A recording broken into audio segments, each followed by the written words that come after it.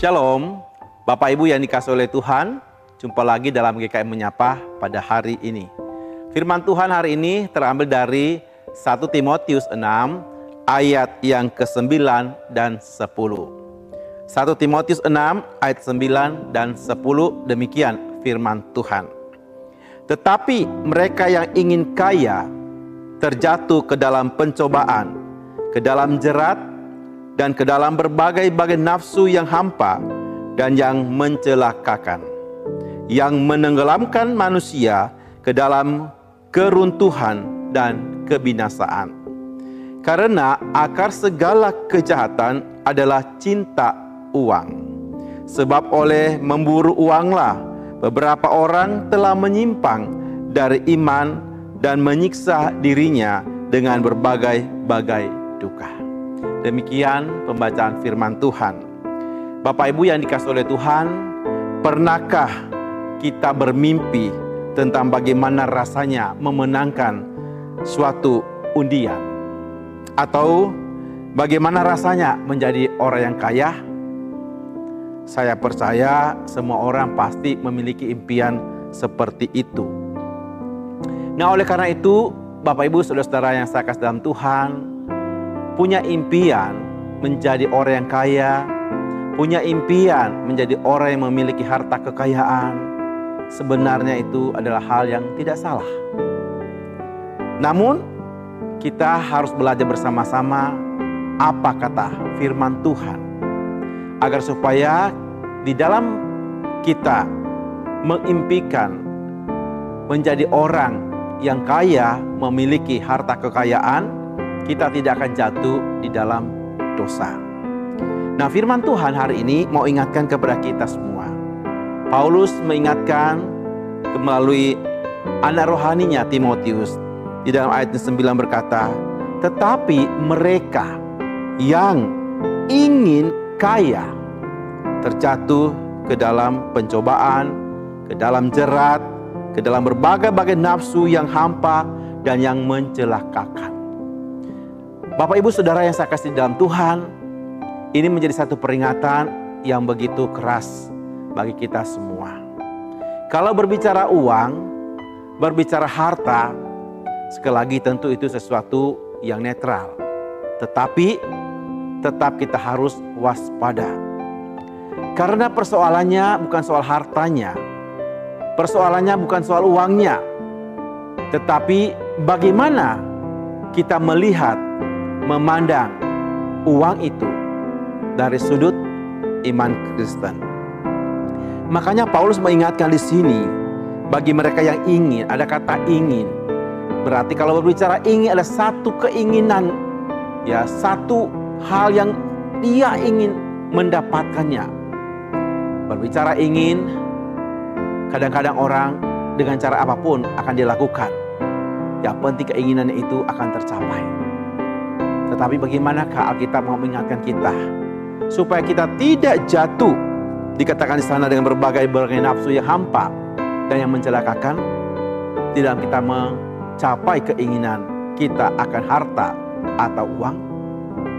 Makanya ayat yang ke-10 mengatakan, akar segala kejahatan ialah cinta uang. Banyak orang salah mengartikan firman Tuhan ini. Mereka mengatakan akar segala kejahatan adalah uang. Tidak demikian, Bapak Ibu Saudara. Uang adalah sesuatu yang netral. Uang itu bisa menjadi berkat, uang itu juga bisa menjadi sumber bencana.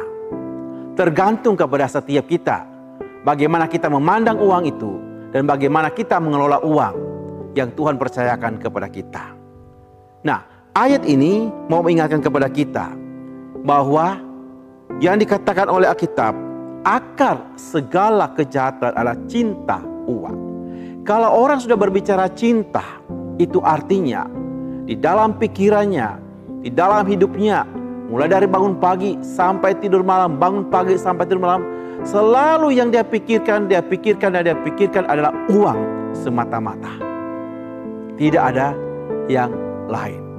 Pada akhirnya karena dia ingin mencapai itu, dia ingin mendapatkan harta, mendapatkan uang, maka berbagai cara orang akan lakukan untuk mencapainya. Dan ini yang menjadi tanda awas buat kita semua.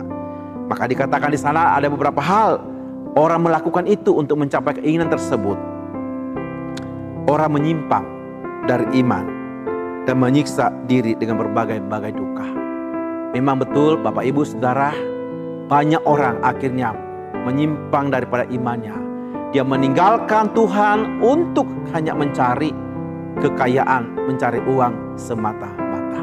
Dia tidak lagi pedulikan apa sebenarnya yang dia lakukan itu berkenan atau tidak di mata Tuhan. Yang penting di pikirannya uang, uang, dan uang. Sehingga mengabaikan yang namanya takut akan Tuhan. Dan ini banyak terjadi. Akhir-akhir ini kita melihat banyak orang yang terus mengejar dan mengejar uang. Sehingga meninggalkan Tuhan, tidak lagi beribadah, tidak lagi melayani Tuhan. Apalagi godaan untuk mendapatkan harta, uang dengan cara cepat. Itu salah satu cara iblis juga untuk menjauhkan manusia daripada Tuhan. Tetapi sekali lagi Bapak Ibu Saudara, Tuhan tidak pernah melarang untuk kita menjadi orang yang kaya. Tetapi Tuhan hanya mengingatkan, kalau kita dalam mencari kekayaan tersebut, kita sudah melupakan Tuhan dan kita tidak pernah ingat siapa sumber segala berkat yang memberikan uang, materi, harta bagi kita. Ini harus perlu kita ingatkan. Sehingga banyak orang menyiksa diri, banyak orang dari pagi sampai malam, sampai subuh tidak tidur. Karena mereka terus mengejar uang semata-mata. Tetapi kalau kita tahu segala berkat itu datangnya daripada Tuhan, maka pasti setiap kita pun tahu bagaimana mencari kekayaan, mencari harta, mencari uang dengan cara yang benar, yang sungguh-sungguh mempermuliakan nama Tuhan. Banyak orang diberkati oleh Tuhan. Tokoh-tokoh Alkitab juga banyak, mereka adalah orang-orang yang saleh. Diberkati, diberikan harta kekayaan yang melimpah oleh Tuhan.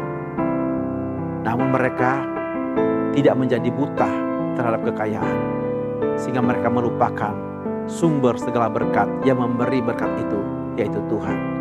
Tapi justru mereka mendapatkan berkat itu dan mereka pergunakan berkat itu untuk kemuliaan bagi nama Tuhan.